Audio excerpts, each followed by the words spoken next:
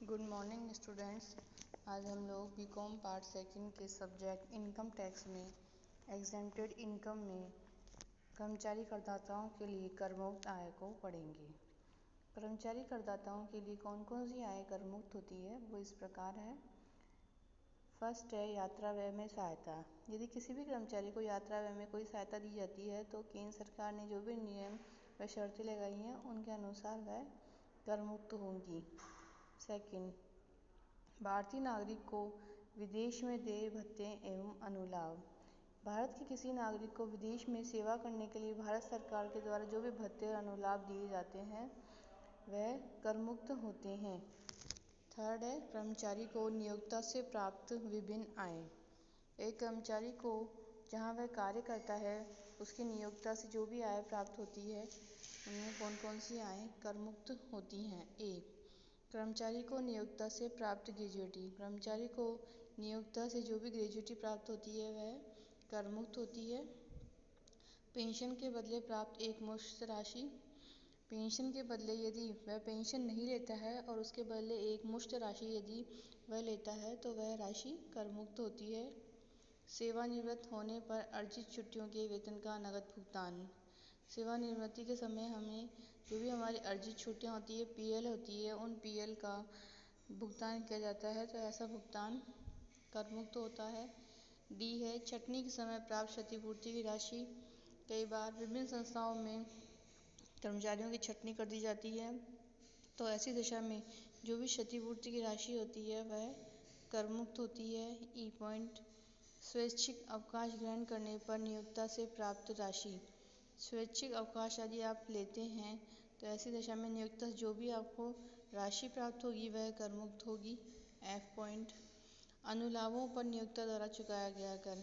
आपको नियोक्ता से जो भी अनुलाभ यदि प्राप्त होते हैं उस पर जो भी कर चुकाया गया है वह करमुक्त होगा। जी पॉइंट, वैधानिक प्रोविडेंट फंड से प्राप्त राशि। हमारे पास कई तरीके के प्रोविडेंट फंड हैं उसमें एक है वैधानिक प्रोविडेंट फंड। यदि इससे रिटायरमेंट के समय जो भी राशि प्राप्त होती है वह पूर्णतः करमुक्त होती है। इसी प्रकार एक प्रमाणित प्रोविडेंट फंड होता है उससे भी जो भी राशि प्राप्त होगी वह भी पूर्णतः करमुक्त होगी। आई है अनुमोदित सुपरएनुएशन फंड से प्राप्त राशि। यदि कोई अनुमोदित सुपरएनुएशन फंड है तो उससे भी जो भी राशि प्राप्त होगी वह भी करमुक्त होगी। जे, नियोक्ताओं से प्राप्त मकान किराया भत्ता। नियोक्ता से जो भी मकान किराया भत्ता प्राप्त होगा वह पूर्णतः करमुक्त होगा। के, यात्रा भत्ता व सवारी भत्ता। जो भी यात्रा भत्ता और सवारी भत्ता आदि मिलते हैं वह करमुक्त होंगे।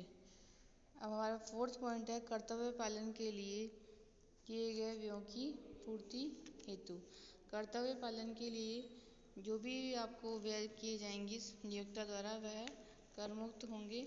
इसमें कर्मचारियों को कर्तव्य पालन के लिए किए गए भत्ते उस सीमा तक के करमुक्त होंगे जिस सीमा तक कर्मचारी द्वारा उन्हें उद्देश्यों के लिए उसे वास्तव में व्यय कर दिया जाता है। ये भत्ते निम्न होते हैं। उसमें फर्स्ट है यात्रा भत्ता। यदि कोई भत्ता यात्रा भत्ता है जिसमें उसे कर्मचारी को दौरे टूर वगैरह के लिए यात्रा की लागत अथवा स्थानांतरण संबंधी यात्रा की लागत को पूरा करने के लिए स्वीकृत किया जाता है। यदि कोई कर्मचारी टूर पे जाता है संस्था में तो उसके लिए यदि उसे कोई दिया जाता है यात्रा भत्ता या फिर उसके स्थानांतरण के संबंध में दिया जाता है तो वह स्वीकृत होगा, उस पर कोई कर मुक्त होगा, कोई कर नहीं लगेगा।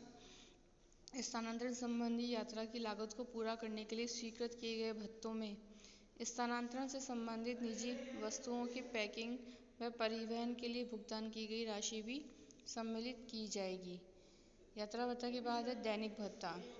दौरे पर अथवा स्थानांतरण संबंधी यात्रा अवधि के लिए स्वीकृत किया गया कोई भत्ता जो कर्मचारी को अपने सामान्य कार्यस्थल से दूर जाने पर की जाने वाले सामान्य दैनिक व्ययों की पूर्ति से संबंधित है तो ऐसा दैनिक भत्ता भी पूर्णतः करमुक्त होगा।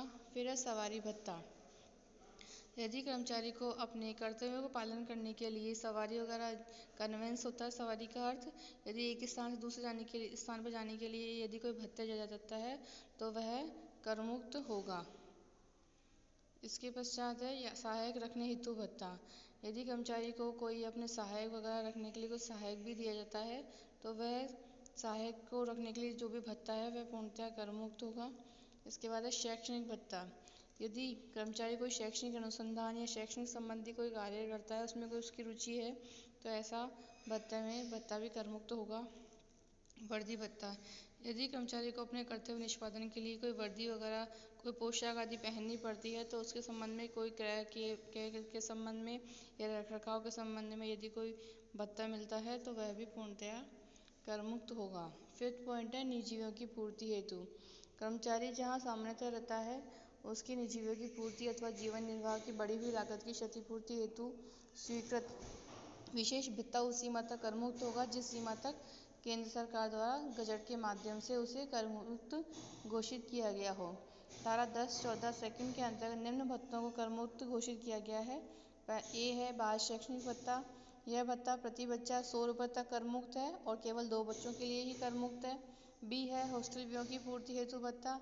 यह भत्ता 300 रुपये प्रति माह तक कर मुक्त है और 2 बच्चों के लिए ही कर मुक्त है। परिवहन व्यवस्था में लगे कर्मचारियों का भत्ता। यह भत्ता परिवहन व्यवस्था में लगे हुए ऐसे कर्मचारियों को स्वीकृत किया जाता है जो परिवहन को एक स्थान से दूसरे स्थान पर ले जाने संबंधी कार्यों में लगे हुए होते हैं और इस दौरान उन्हें कई निजी व्यय करने पड़ते हैं।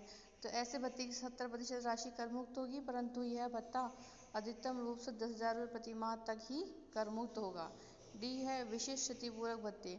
यह भत्ते उन स्थानों के लिए कर मुक्त किए गए हैं जो या तो समुद्र तल से अधिक ऊंचाई पर स्थित है या अत्यंत पिछड़े हुए हैं। Thank you.